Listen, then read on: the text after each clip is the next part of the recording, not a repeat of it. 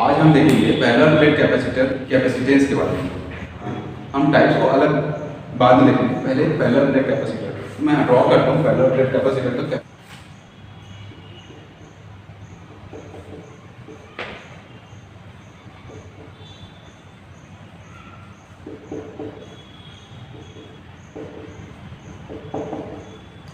Parallel plate capacitor में इतने वो पैरेलल प्लेट होंगे। प्लेट का आप साइड में देख रहे हैं, ये कैपेसिटर का प्लेट 1 प्लेट 2। अब इसे आप कनेक्ट कर दिए बैटरी से कनेक्ट कर दिए। यहाँ स्विच लगा दीजिए। स्विच जब जैसे ही ऑन होगा यहाँ से चार्ज फ्लो होगा। क्या कौन सा चार्ज होगा? Plus Q charge. इधर से इलेक्ट्रॉन का फ्लो होगा माइनस क्यू चार्ज। ये प्लेट ए है, प्लेट ए और ये प्लेट बी है। प्लेट 1 या फिर प्लेट 2 भी बोल सकते हैं। इनके बीच में कोई डिस्टेंस होगा, ये चिपके नहीं रहेंगे। आप इस पर चार्ज देना स्टार्ट किए, चार्ज की पहले बैटरी लगाए तो हो सकता है आपकी बैटरी है 12 वोल्ट की। अभी हम वोल्टेज को कंसीडर नहीं कर रहे हैं इस वाले डेरिवेशन में। जैसे ही आप इस पर फ्लो कराए चार्ज, स्विच ऑन कर दिए तो यहाँ पर पॉजिटिव चार्ज आ जाता है और यहाँ नेगेटिव चार्ज आ जाता है। इसके बाद यहाँ पर एक यूनिफॉर्म पोटेंशियल डिफरेंस डेवलप करते हैं। इनके बीच का डिस्टेंस d, आप चाहे बॉटम में रहो या टॉप में रहो, नीचे से ऊपर जाओगे डिस्टेंस नहीं बदलता नहीं बदलता। तो जब डिस्टेंस बदलता नहीं तो वहाँ इसकी पोटेंशियल और इसकी पोटेंशियल भी नहीं बदलेगी। पोटेंशियल डिफरेंस जो भी आएगा वो इक्वल रहेगा हर प्लेस पर। इसके यहाँ पर लो, यहाँ पर, यहाँ लो, किसी भी प्लेस का पोटेंशियल डिफरेंस निकालो वो इक्वल रहेगा। V यहाँ पोटेंशियल डिफरेंस को डिनोट करता है। तो यहाँ पर एक चार्ज स्टोर होने लगे, यहाँ plus Q charge minus Q charge arrange हो गए, यहाँ एक फील्ड क्रिएट हो जाएगा। इस प्लेट का कुछ एरिया होगा और इस प्लेट का भी कुछ एरिया होगा। दोनों इक्वल होंगे, अलग अलग एरिया को नहीं लेना। अलग अलग प्लेट का साइज, छोटा बड़ा साइज ऐसा नहीं लेना, आपको सेम साइज का प्लेट लेना है। इस प्लेट को आप साइड से देख रहे हैं, ये प्लेट का साइड व्यू है। अगर आप फ्रंट से देखेंगे तो आपको ऐसा लगेगा साइड, और हल्का टेढ़ा करके देखेंगे तो ऐसा लगेगा। अभी इसका एरिया वेक्टर आपकी तरफ है, इसका एरिया वेक्टर आपकी तरफ है ना। ये देखो हल्का टेढ़ा करने से ऐसा दिखेगा, अब पूरा टेढ़ा करने से आपको एक सीधी लाइन की तरह दिखेगा। मान लो आपका प्लेट, अभी इसका एरिया वेक्टर आपकी तरफ है, ये उसका फेस है, तो इसका एरिया वेक्टर जब फेस का डायरेक्शन आपके तरफ है, मैं इसे ऐसा कर दूं तो इसका एरिया वेक्टर उस साइड है। तो आपको क्या दिख रहा है? साइड से सीधी रेखा, एक पैरेलल एक लाइन दिख रही है। ऐसे ही प्लेट दिख रही है, दोनों प्लेट ऐसे ही अरेंज है, यहाँ पर एक डिस्टेंस डी पर, दूसरा प्लेट कॉपर की प्लेट। एरिया इक्वल है। अगर इसका ए एरिया है, प्लेट ए का एरिया ए है, तो इसका भी एरिया ए ही होगा। ये एरिया है, एरिया दोनों प्लेट का इक्वल इतना हो गया है, इसका भी एरिया ए ही होगा। ये एरिया है, एरिया दोनों प्लेट का इक्वल इतना हो गया। इसके बीच में हम मीडियम कुछ या वैक्यूम रखेंगे। वैक्यूम में चार्ज किस प्रकार से ट्रेवल करती है उसको लेंगे। अब हम यहाँ कंसीडर किस चीजों को कर रहे हैं? सबसे पहला एरिया ए से कंसीडर कर रहे हैं, एरिया ऑफ प्लेट। तो दोनों प्लेट का एरिया है इक्वल, उन दोनों के बीच में पोटेंशियल डिफरेंस इक्वल है। तो पोटेंशियल डिफरेंस को हम क्या ले रहे हैं? V। पोटेंशियल डिफरेंस को हम V से कंसीडर कर रहे हैं, तो इनके बीच पोटेंशियल डिफरेंस इक्वल है। ये पोटेंशियल हर प्लेट के जहां भी जाओ, दोनों प्लेट के बीच में आप कहीं भी जाओ, डिस्टेंस इक्वल है। तो इसकी इंटेंसिटी भी बदल नहीं रही है, क्यू चार्ज की इंटेंसिटी भी हम बदल नहीं रहे, इसकी भी बदल नहीं रहे माइनस क्यू चार्ज की इंटेंसिटी। तो जब एरिया भी नहीं, दोनों के बीच का डिस्टेंस नहीं बदल रहा है, पोटेंशियल में भी चेंज नहीं आ गया, तो V क्यों बदल रहा है? यहाँ पर जो भी शो होगा वो यहाँ भी दिखाएगा, V में चेंज नहीं आएगा, right. Capacitance parallel plate capacitor capacitor के कैपेसिटेंस निकाल रहे हैं, तो यहाँ जो कैपेसिटेंस है उसको C से डिनोट करेंगे।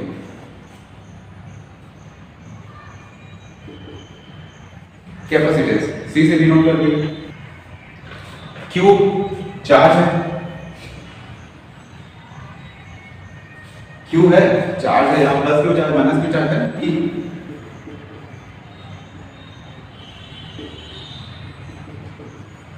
इलेक्ट्रिक फील्ड बन रहा है।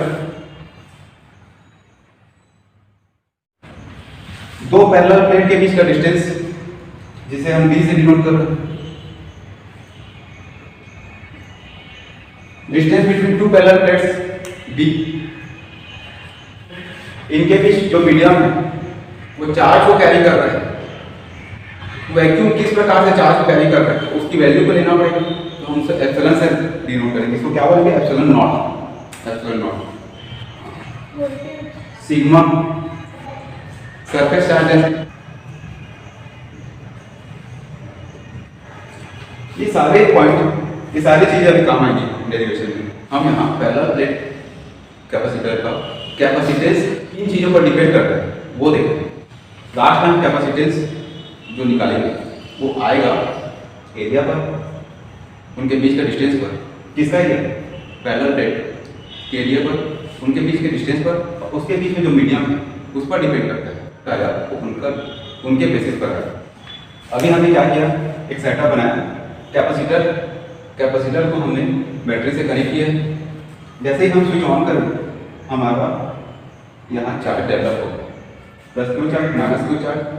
इस प्लेट का कुछ एरिया है, उसके साथ एक और पैरेलल प्लेट है B, उसका भी कुछ एरिया है, और इन दोनों का एरिया सेम है। इन दोनों का एरिया सेम है तो इन पर चार्ज का डिस्ट्रीब्यूशन हो जाएगा। इनके सरफेस एरिया पर चार्ज का इक्वल डिस्ट्रीब्यूशन हो जाएगा। जितना पॉजिटिव का होगा वैसे ही नेगेटिव का भी होगा। इन दोनों के बीच में डिस्टेंस हमने D रखा हुआ है। नीचे का भी डिस्टेंस D है और ऊपर का भी डिस्टेंस D है, बदल नहीं रहे। पैरेलल का मतलब ही होता है दोनों के बीच इक्वल डिस्टेंस है। दो लाइन के बीच में या दो रॉड के बीच में हम उसका एग्जांपल देखते हैं, जैसे कि रेल की पटरी पैरेलल जाती है, कभी कम ज़्यादा होती नहीं उनके बीच की डिस्टेंस। आपकी 2 लाइन की कॉपी, 3 लाइन की कॉपी, अगर 2 लाइन को कंसीडर करें तो उसके बीच का डिस्टेंस कभी वैरी नहीं करता, वो पैरेलल होता है। तो जब यहाँ पर चार्ज डेवलप होगा तो इस पर मीडियम हमने क्या रखा है? वैक्यूम रखा है थोड़ी देर के लिए। जो चार्ज डेवलप होगा वो जो यहाँ पर इलेक्ट्रिक फील्ड डेवलप होगा वो हम कितना चार्ज दे रहे हैं उस पर डिपेंड करेगा। और साथ ही साथ ये प्लेट कैसा है, इसका एरिया और इसके बीच का डिस्टेंस कैसा है वो। इनके बीच में एक चीज और होगा जिसका क्या होता है? Potential difference. पोटेंशियल डिफरेंस, अगर इनके बीच चार्ज का डिस्ट्रीब्यूशन सेम है और इनके बीच का डिफरेंस सेम है तो वोल्टेज डिफरेंस हमेशा सेम आएगा। चाहे नीचे कर लो, बीच कर लो या ऊपर कर लो, किसी भी पॉइंट पे ले लो, वोल्टेज डिफरेंस सेम आएगा। इस कारण इसके वोल्टेज डिफरेंस को हम हमेशा V से कंसीडर कर सकते हैं, वेरिएबल भी लेना नहीं पड़ता है।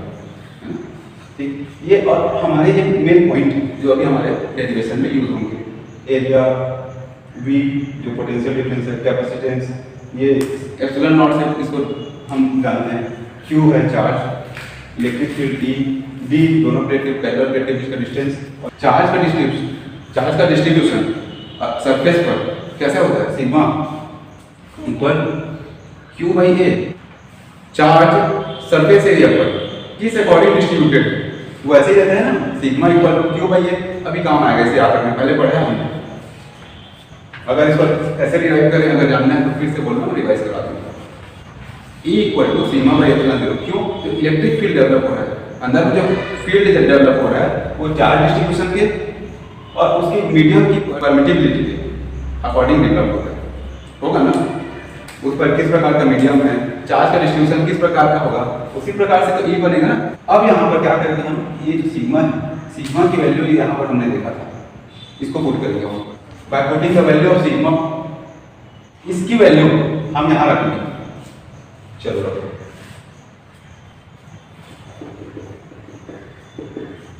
Q बाई A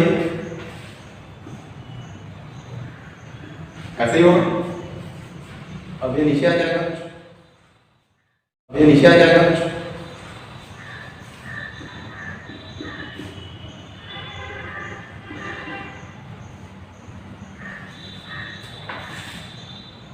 कितना नोट हो गया?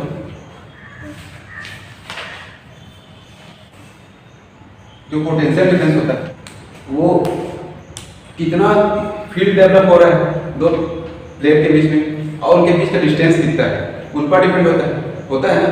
तो बस लगा दो V equal to E dot D.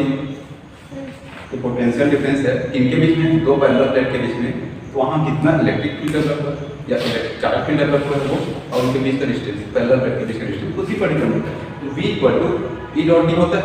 यहाँ से हम मतलब E निकाल लेते हैं। E निकालने के लिए हम पूरे को यहाँ ले आते हैं E D equal to V, तो E equal to V by D, E equal to V by D. अब इसे यहाँ लगेंगे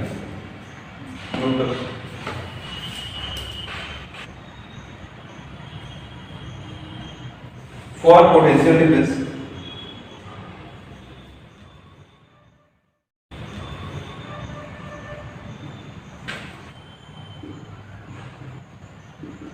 potential difference V equal to E dot D.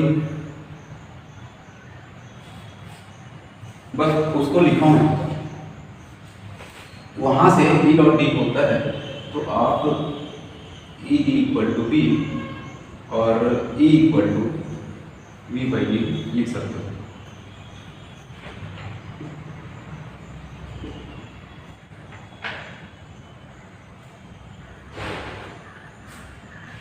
इस E के बाद जो आया है इसको यहाँ पे करेंगे। ये जो E ये E है ना, यहाँ पर इसको इसका ये बात जो आया Q by F A epsilon 0 उसे रख देंगे।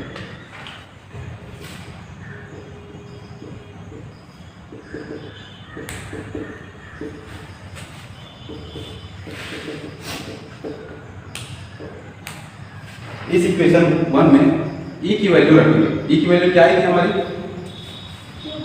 वेयर E इक्वल टू इसे रखेंगे हम इक्वेशन 1 यहाँ V equal to Q by A epsilon naught dot D. इसके बाद आप करेंगे फॉर चार्ज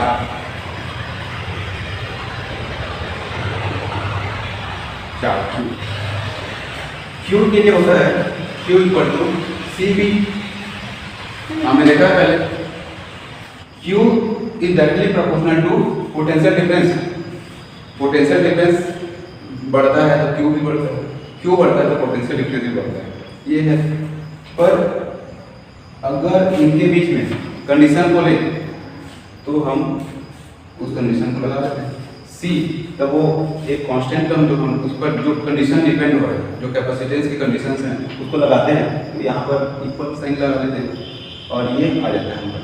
तो इसे आप ले लीजिए।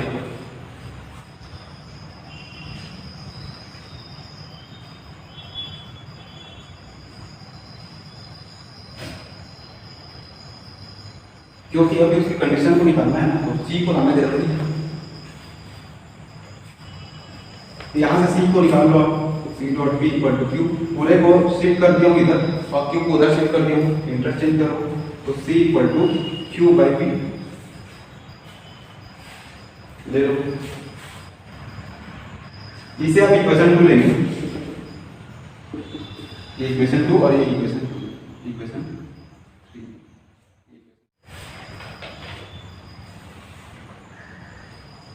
राइट,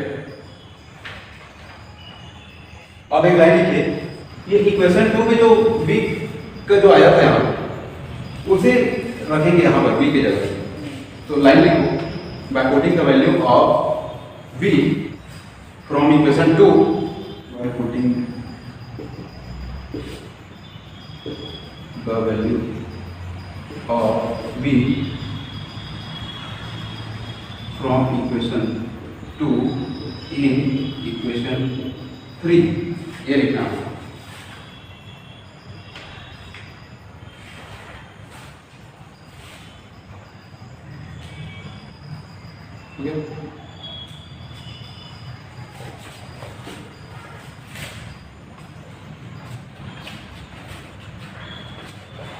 तो इस V की जगह में हम इसे लिखेंगे, V की वैल्यू। चलो आगे सॉल्व स्टार्ट कर दीजिए। अब जो कैंसिल हो रहा है उसे कैंसिल कर देंगे, इसके आगे होगा। बताओ क्या क्या कैंसिल होगा? क्यों क्यों कैंसिल हो जाएगा? क्या बचेगा? ये नीचे से ऊपर चला जाएगा।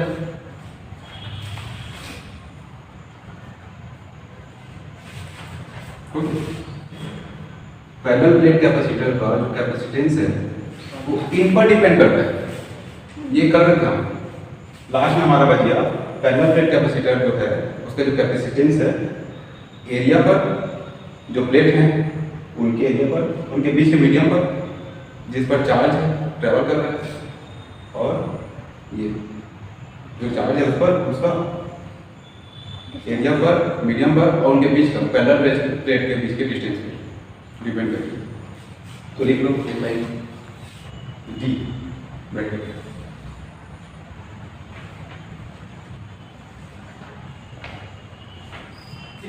यही था हमारा काम। यहाँ हो जाएंगे तो ये बता रहा है पैरेलल प्लेट के बीच के जो कैपेसिटेंस है इन